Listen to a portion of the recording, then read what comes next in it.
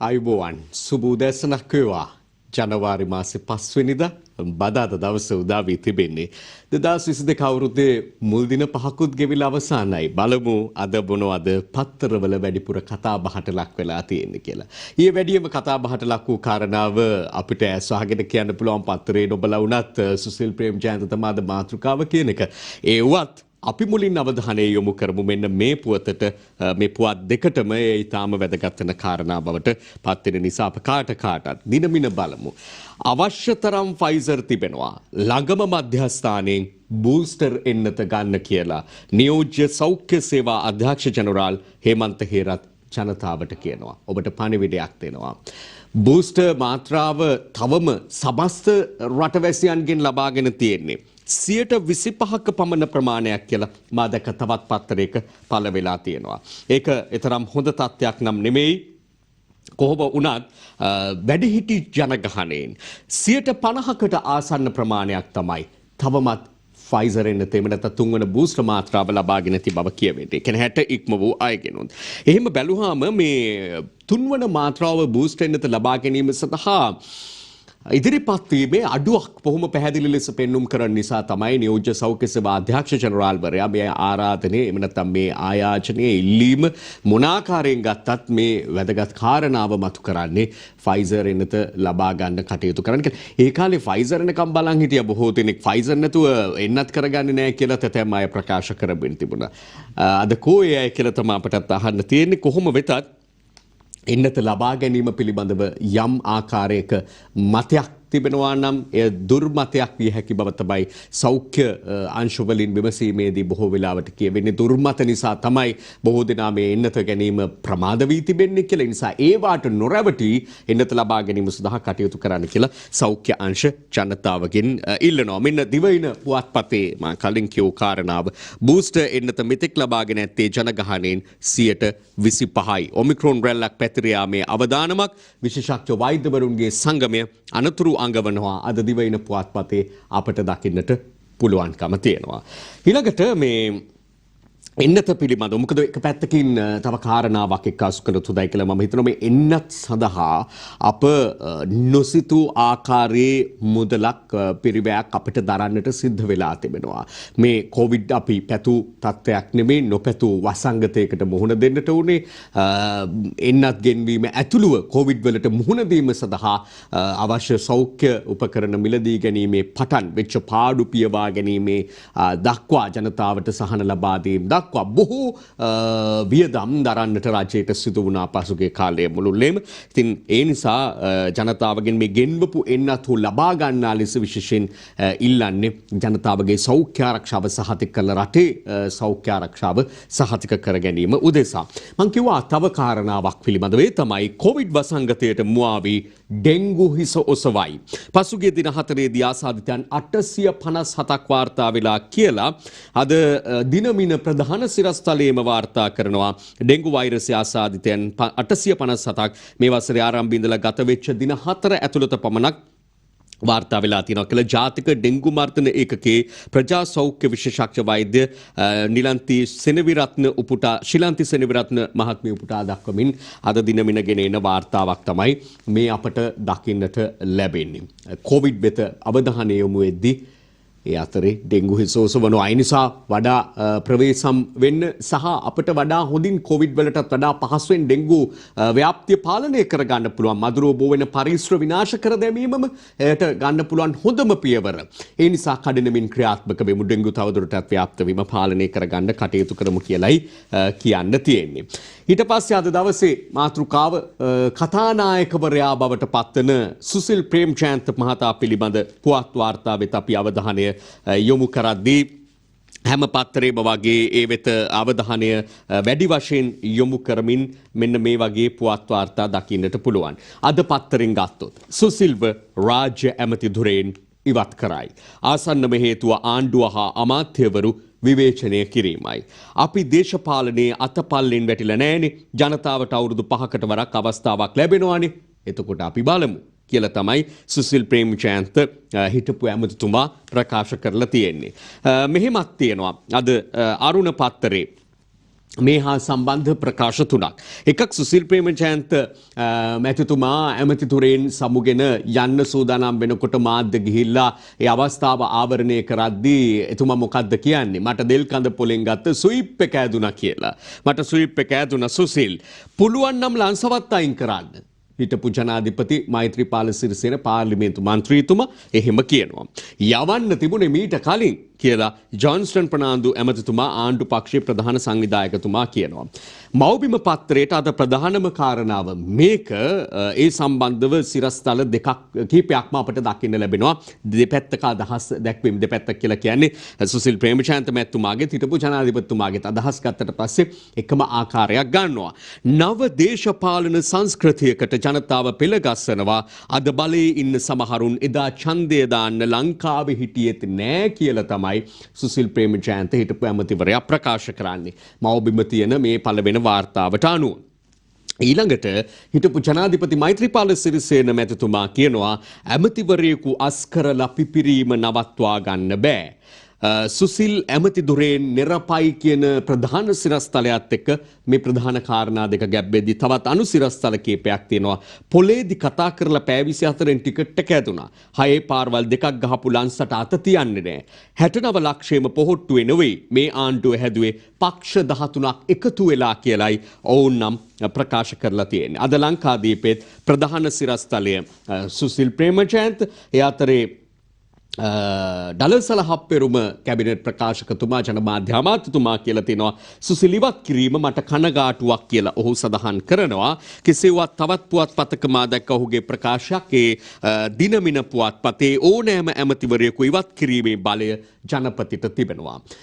පැවරී තිබෙන බලතල ප්‍රකාරව ජනාධිපතිවරයාට පත් කිරීමට වගේම ඉවත් කිරීමටත් හැකියාව ඇති බව ඉවත් කරපු සුසිල් ප්‍රේමජයන්ත ඇමතුමත් ප්‍රකාශ කරමිනුයි සමුගන්නේ. ඔහු කියනවා 2000 ඉඳලා ඇමතිකම් කරලා තියෙනවා.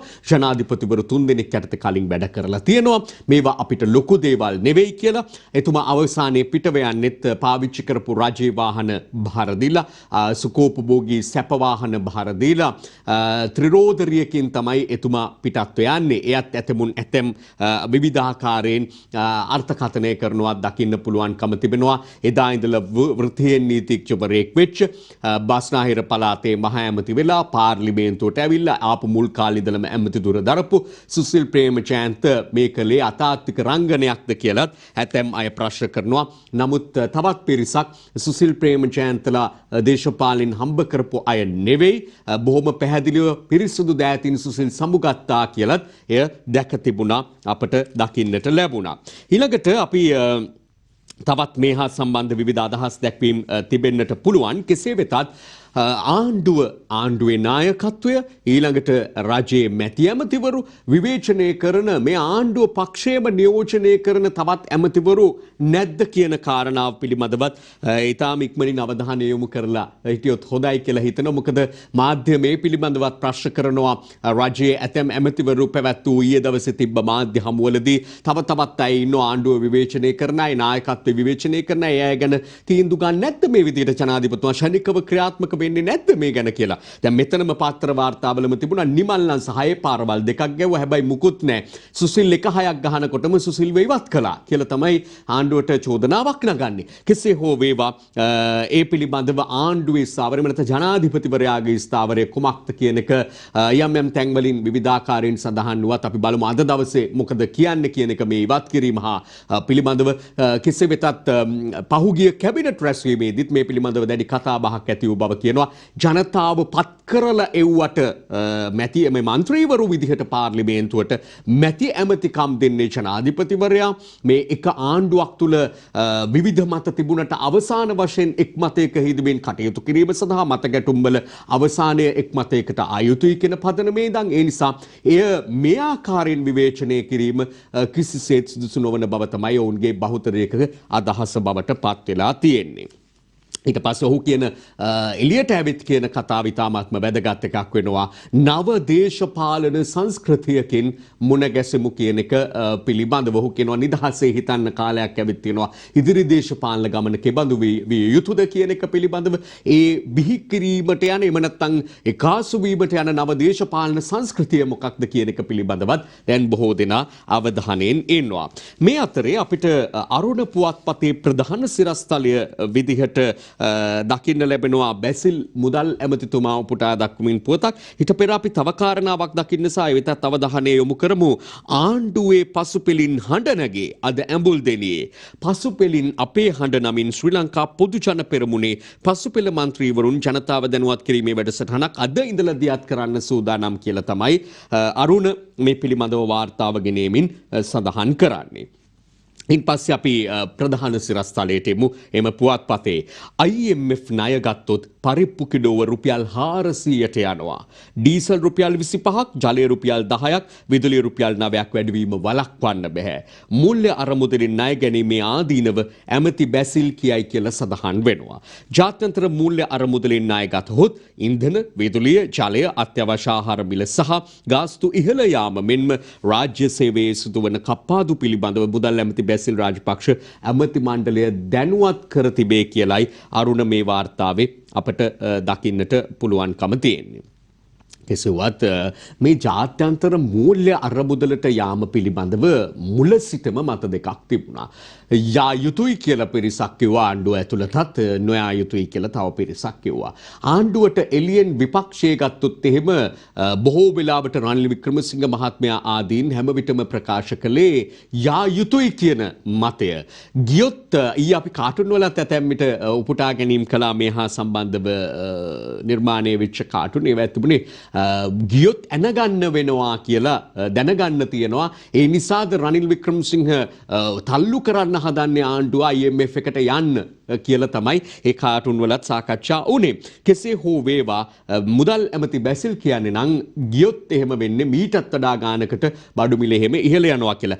යතරේ එතුමා දීපු සහන පැකේජය පිළිබඳව මුදල් අමාත්‍යවරයා ප්‍රකාශයට පත් කළ ජනාධිපතිවරයාගේ ඉඳලා ගත්තු තීන්දුවේ ප්‍රතිඵල ප්‍රකාශයට පත් වුණා. විවිධ සහන ජනතාවට ලබා දීම පිළිබඳව ඒ ජනතාවට දෙනවයි කියපු සහන වලින් අත්‍යවශ්‍ය ආහාර ද්‍රව්‍ය සහ ඖෂධ සඳහා බදු ඉවත් කිරීමේ වාසිය ජනතාවට ලැබෙන්නේ කොහොමද කියන එක පිළිබඳව විමසීමේදී අද හෙට නම් ඒ වාසි නොලැබෙන බව තමයි වෙළඳ ඇමති බඳුල ගුණවර්ධන මහත්මයා නම් ප්‍රකාශ කරන්නේ. එතකොට බදු ඉවත් කිරීම සිදු වුණාට ඒ වාසියත් ළඟක ජනතාවට ලැබෙවි කියලා බලාපොරොත්තු තබා ගන්න බැරි බවක් තමයි වෙළඳ ඇමතිවරයාගේ ප්‍රකාශ වලින් ගම්‍ය වෙන්නේ. නමුත් රජය සුවිශාල කැපකිරීමක් කරලා බිලියන 229ක් පමණ වැය කරලා මේ විදිහට ජනතාවට සහන දෙන්න කටයුතු කරනවා කියලත් 127ක් පමණ වෙන් වෙන්නේ රාජ්‍ය සේවකයන්ගේ විශ්‍රාමිකයන්ගේ වැටුපට අමතරව මේ වසර පුරා එකතු කරන 5000 දීමනාවට බවත් සඳහන් වෙන ඒ වෙනුවෙන් වෙනම මුදලක් වෙන් කරනවා කියලා. එතකොට මේ මුදල් වෙනම වෙන් කරන්න පුළුවන්ද? මුදල් වෙනම වෙන් කරන්න තියනවාද කියන කාරණාවත් දැඩි ලෙස කතාබහට ලක්වමින් තිබෙනවා. අපට දකින්නට පුළුවන්කම තිබෙනවා විපක්ෂය නම් කියන්නේ ආණ්ඩුව මෙහෙම කිව්වට දෙන්න සල්ලි නෑ, ආණ්ඩුව දෙන්නේ කොහොමද කියලා කියන්නත් ඕනේ කියලා තමයි කියන්නේ. ඉතින් මේ ආදී වාර්තා අපට දකින්නට පුළුවන්කම තියෙනවා. ලංකාදීපේ දකින්න පුළුවන් ආචාර්ය හර්ෂද සිල්වා උපුටා දක්වමින් බැසිල්ගේ පැකේජය తాවකාලික සහනෙන් විනාශයක මුලක් කියලායි සඳහන් කරන්නේ. ජනතාවට කිසි සහනයක් නෑ කියලා උන් කියනවා. ආණ්ඩුවෙන් මුදල් ඇමතිතුමා සහන දෙනවා කියනකොට කොහෙන් දෙන්නද මේකෙන් වෙන්නේ විනාශයක් කියලා විපක්ෂය කියනවා.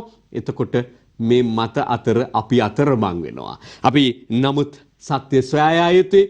ඇත්ත මොකද්ද කියලා අපි දැනගන්න ඕනේ. මේ ප්‍රකාශ සහ ඒවායේ ඇතුළත කාරණා හොඳින් විමසා බලනකොට ඇත්ත නැත්ත බොහොම පැහැදිලිව අපටත් තෝරගන්න පුළුවන්කම තියෙනවා. කඩේ බඩු නැත්තම් සල්ලි ගෝනියක් දුන්නත් වැඩක් නෑ කියලා කේඩී ලාල්කාන්ත මහතා ඒ අතරේ ප්‍රකාශ කළා තියෙනවා. අද ලංකාදීපේ දකින්න පුළුවන්. අපි පටන් ගමු මේ කාටුන් එකකින් නැවත පත්තර බලන්න. දිනබින පත්තරේ තියෙන අංජනගේ කාටුන් එකේ මේ රජයේ සේවකයෙක් එතුමා හම්බෙන්න ඇවිල්ලා කියනවා මේ එතුමා රජයේ මේ පෞද්ගලික අංශයේ සේවකයෙක් ඉන්නේ. පෞද්ගලික අංශයේ සේවකයාට කියනවා රජයේ සේවකයෙක්ට 5000ක දීමනාවක් මේ මාසෙ ධම්ම දෙනවා. අපිව බලා ගන්න කවුරුත් නැහැනේ කියලා පෞද්ගලිකාංශයෙන් කියනවා. දෙනවා කිව්ව රාජ්‍යාංශයේ පෞද්ගලිකාංශයේ ඊටත් වඩා වැඩි ප්‍රමාණයක් මේ රටට දායකත්වය ලබා දෙමින් ඉන්නවා. ඒ හැමෝම එක හා සමානව ජීවන බර උහුලමින් දරා ගනිමින් ඉන්නවා. දැන් මේ අද මව්බිමට යොමු වීමේදී රාජ්‍ය සේවක සහ විශ්‍රාමික 5000 මේ මාසෙ දම දෙනවා කියලා පළාත් පාලන අමාත්‍යාංශ ලේකම් උපුටා දක්වමින් තියෙන එක පුවතක්. ඊළඟට තියෙනවා පෞද්ගලිකාංශයටත් රුපියල් 5000 අනිවාර්යයි කම්කරු ඇමති සාකච්ඡාවලට දින නියම කරයි කියලා. මතක අද පුවත්පතේ තියෙනවා කම්කරු අමාත්‍ය නිමල් සිරිපාල සිල්වා මහතා උපුටා දක්වමින් මේ 5000 දීම පිළිබඳව හාම්පුතුන් එක්ක සාකච්ඡා කරනවා කියලා සඳහන් වෙලා තියෙනවා. අනිවාර්යයෙන්ම පෞද්ගලිකාංශයට දිය යුතු එක හා සමානව ජීවන බර ඔවුන්ටත් දැනෙනවා කියන එක පිළිබඳව. රුපියල් 5000 දුන්නාට රටේ ප්‍රශ්න විසඳෙන්නේ නැහැ කියලා හිටපු മന്ത്രി සමන්ත විද්‍යාරත්න මහත්මයා ඒ අතර කියනවා 5000 දීලා ප්‍රශ්න විසඳන්න බෑ. මේක බොහොම 102 සුළු ප්‍රතිශතයකට තමයි අදාළ වෙන්නේ. ඒ නිසා මේ ප්‍රමාණයෙන් මේ රටේ ප්‍රශ්න විසඳන්න බෑ. 70%කින් පමණ බඩු මිල ඉහළ ගිහිල්ලා කියලා ඔහු ඒ අතරේ ප්‍රකාශ කරනවා අපිට දකින්නට පුළුවන්කම තියෙනවා.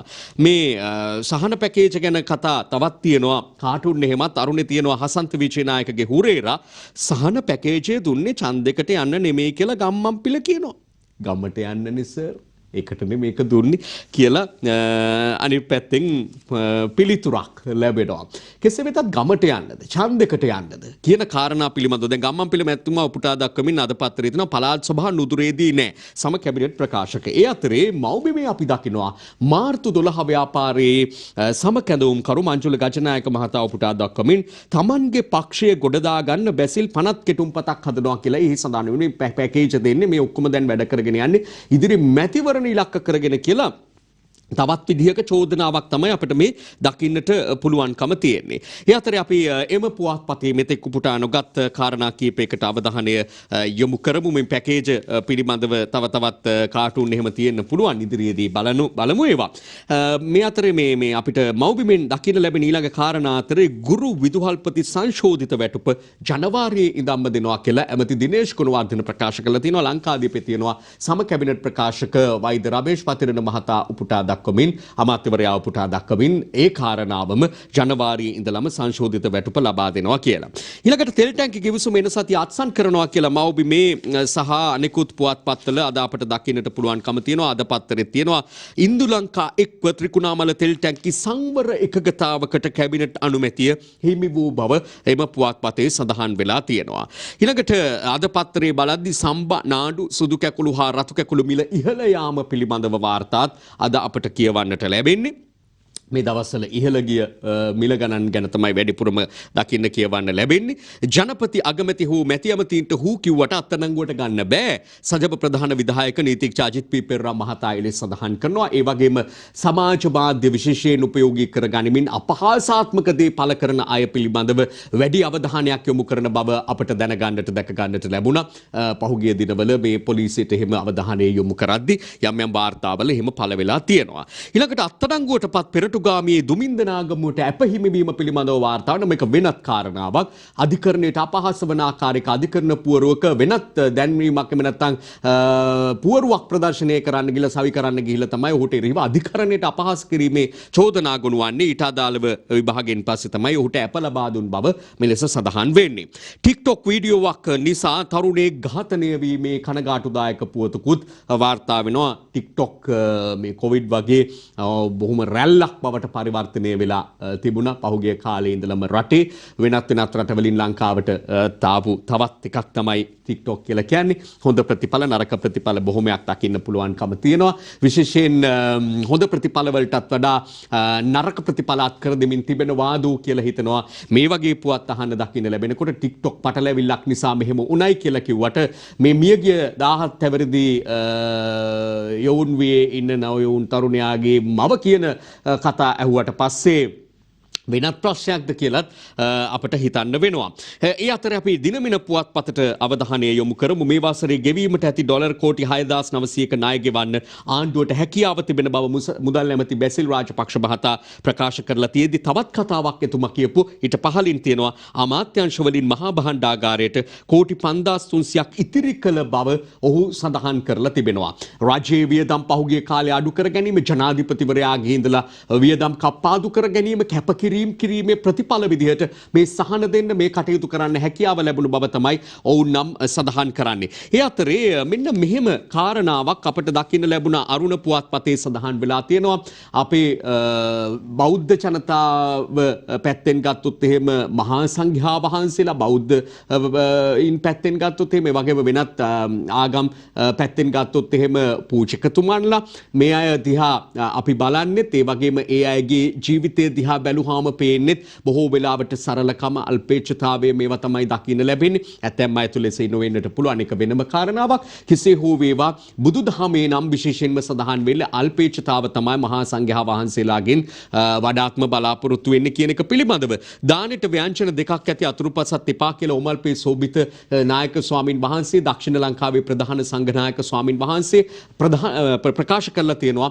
අද අපට දකින්නට පුළුවන්කම තිබෙන උන්වහන්සේ මෙහෙම කියන්න හේතුව තමයි පවත්නා තත්ත්වයක් එක්ක ජනතාවට තිබෙන අධික බරත් එක්ක gedara කන බොන ටික උයා පිහා ගන්නවත් බැරි තත්ත්වයක් ඇවිල්ලා තියෙද්දි පන්සලට දානේ වේල සපයන්නේ කොහොමද කියලා ඇතැම් අය කනගාටුවෙන් ඉන්නවා. හිතේ හැටියට දෙන්නත් ඕනේ දන් දෙනකොට ඒක කරගන්න බැරුව මේ අධික මිලත් එක්ක දුක් වෙන සෑම දිනාටම ගිහියන්ට තමයි මේ පණිවිඩය ලබා දෙන්නේ ස්වාමින් වහන්සේ විසින්. ඔමල්පේ සෝබිත නායක ස්වාමින් වහන්සේ දානෙට ව්‍යංජන දෙකක් ඇති අතුරුපසත් අවශ්‍ය වෙන්නේ කාලේ හැටියට අපි හැඩ ගැහෙන්න ඕනේ කියලා අපට මතක් වෙනවා. අතීතය නැවත මතකයට නගා ගනිද්දී විවිධ කාල රටේ ලෝකයේ ඇති වුණා. දුර්භික්ෂ කාල ආවා, සාගත කාල ආවා, වසංගත කාල ආවා. ඒ අවස්ථාවලදී මේ රට වෙනුවෙන් මහා සංඝයා වහන්සේලා මහා කැපකිරීමක් කළා ශාසනයත් රැක ගන්නා ගමන්. අපි අවධානය දෙමු මව්බිම පුවත්පතට. එහිදී අපට දකින්නට ලැබෙනවා දැන් සුසිල් ප්‍රේමචන්ද්‍ර මහත්මයා පිළිබඳව අපි මුලින් උපුට ගත්ත කාරණා සජබෙන් සුසිල්ට ආරාධනයක් කියලත් එසේ මරික්කා මන්ත්‍රීවරයා උපුටා දක්වමින් අද මව්බිමේ වාර්තාවක් දකින්න පුළුවන්. ඊළඟට බූස්ටර් නොගත් අය නිසා දැඩි ඔමික්‍රෝන් අවදානමක් තියෙනවා කියලා මහජන සෞඛ්‍ය පරීක්ෂකවරුන්ගේ සංගමේ සභාපති පුල් රෝහණ මහතා උපුටා දක්වමින් ගෙනෙන වාර්තාවකුත් තියෙනවා.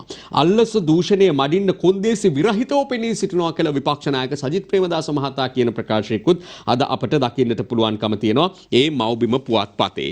ඊළඟට අරුණ බැලුවාම එහි දකින්න පුළුවන් ඉන්දීය ණයෙන් ලංගමට බස් පොලිසියට ජීප් ගන්නවා කියලා ලංගමට බස් 5000ක් ගෙන්නනවා කියලා තවත් 500ක් සමාන 500ක් ගෙන්නනවා කියලා පුවත් වාර්තාවල තියෙනවා. දිනමිනේ දකින්න පුළුවන්කම තියෙනවා ලංගමට අලුතින් බස් රථ 500ක්. ඒ අතරේ බස් ගාස්තු සංශෝධනය අද සිට ක්‍රියාත්මක වන බවත් මේ වාර්තා අතර අපට අද දවසේ දකින්නට කියවන්නට පුළුවන්කම තියෙනවා.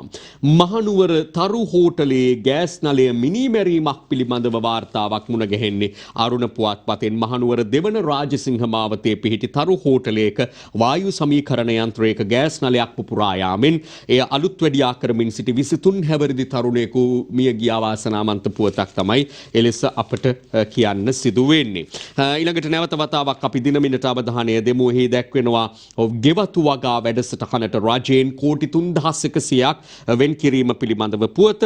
ඊට පස්සේ ලාංකිකයෝ 2,20,000ක් 2021 දී රට හැර ගිහින් කියලා කවින්ද ජයවර්ධන විපක්ෂ මන්ත්‍රීවරයා ප්‍රකාශ කරනවා. ඊයේ දවසෙත් මාධ්‍ය වාර්තා තුල දකින්නට ලැබුණ කොරියානු රැකියා සඳහා 89ක කණ්ඩායමක් මෙරටින් පිටත්ව ගිය බව. දැන් මේ කියන ලක්ෂ ගණන් ඇතුලේ ඒ වගේ මෙතෙක් පැවති මේ රැකියා අවස්ථා සහ රජය උත්සාහ දරමින් ඉන්න වැඩිපුර රැකියා අවස්ථා වෙනත් රටවලින් සපයාගෙන ඒ සඳහා ඒ පුරප්පාඩු පුරවන ලාංකිකයෝ යැවීමේ ලාංකික තරුණ තරුණියන්ට අවස්ථාව දීමේ වැඩපිළිවෙල ඇතුළත්ද කියලා අපට ප්‍රශ්නයක් එනවා. කෙසේ හෝ වේවා ඒ විදිහේ වාර්තා අපට දකින්නට පුළුවන්. තවත් ඉතාම වැදගත් වෙන සුවිශේෂ පුවතක් කාරණාවක් වාර්තාවක් විදියට දිනමිනේ මේ කාරණාව හරිත කෘෂිකර්මාන්ත වැඩපිළිවෙල එක්සත් ජාතීන්ගේ සහකාර මහලේකම්ගේ පැසසුමට ලක්වීම පිළිබඳව අද අපට දකින්නට පුළුවන්කම තිබෙනවා. සහකාර මහලේකම් කන්නේ විග්නිරාජා මහත්මියගේ ප්‍රශංසාවට ලක් වෙන්නේ ජනාධිපතිවරයා විසින් පසුගියදා ගනු ලැබූ මේ හරිත කෘෂිකර්මාන්ත තීන්දුව වැඩපිළිවෙල. හැබැයි රට තුල ඒ ප්‍රශංසාව හිමි වුණාද? මෙබිම තුල එය පැල කරන්නට රෝපණය කරගන්නට හැකි වුණාද කියලා බලනකොට ඒට එල්ලුනේ බොහෝ වෙලාවට විරෝධතා. මාකදුර හා මහයිලු පල්ලම පර්යේෂණ ආයතන වලින් නයිට්‍රජන් ප්‍රතිශතය මෙනීමේ යන්ත්‍ර අක්‍රිය වීමෙන් ගොවීන් දැඩි දුෂ්කරතාවකට පත් වෙලා කියලත් ඒ අතරේ පුවතක් අද අපට දකින්නට පුළුවන්කම තියෙනවා. ඊළඟට අපි අවසාන වශයෙන් අවධානය යොමු කරමු දිවයින පුවත්පතට. මෙතෙක් උපුටා නොගත් වාර්තා අතර OT පෑ ගණන ඉහළ දැමීමෙන් සිපෙට්කෝ ප්‍රධාන කාර්යාලයේ රියදුරන්ගේ කල්ලමරේ කියලා අතිකාල දීමනාව 1,25,000ක් ලක්ෂ 3කට කිට්ටු මාසික වැටුපක් ආදී වශයෙන් අද දිවයින වාර්තා කරලා තියෙනවා දකින්නට පුළුවන්කම තියෙනවා. යලිත් වතාවක් අර ඊයේ සුසිල් ඇමතුමාට වෙච්ච සිද්ධිය පිළිබඳව එකතු කරන්න පුළුවන් පුවතක් මේ ආණ්ඩුවේ සිටිමින් පසුගාමී මත ප්‍රකාශ කරන සැමට දැඩි පියවර ගන්නවා කියලා පොහොට්ටුවේ ලේකම් සාගර කාර්යබහුල සම්මන්ත්‍රී තුමා උපුටා දක්වමින් වාර්තාවක් තියෙනවා. වෛද්‍ය මාරුවෙන් පරණ ක්‍රමයටම අගමැති උපදෙස් දුන්නයි කියලා අද දිවයින වාර්තාවක් ගෙනෙනවා. ඒ අතරේ පුවත්පත් කීපයකම දකින්න පුළුවන් ආසියාවේ රැජිනට ඩොලර් මිලියන 100ක ඉල්ලුමක් හිමිවීම පිළිබඳව.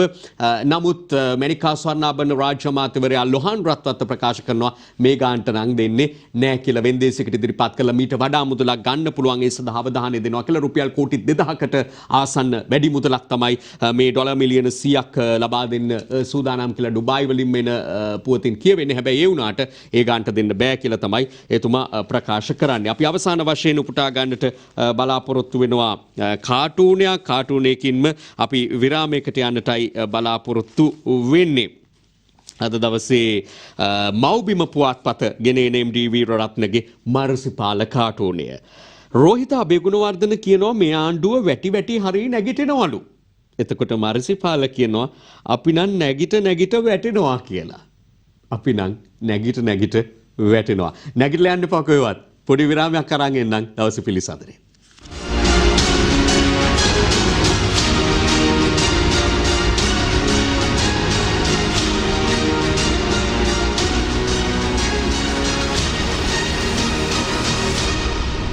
දිනපතා අලුත් වීඩියෝ සහ ප්‍රවෘත්ති නැරඹීමට ඉහත බටන් එක ක්ලික් කර සියත TV සබ්ස්ක්‍රයිබ් කරන්න.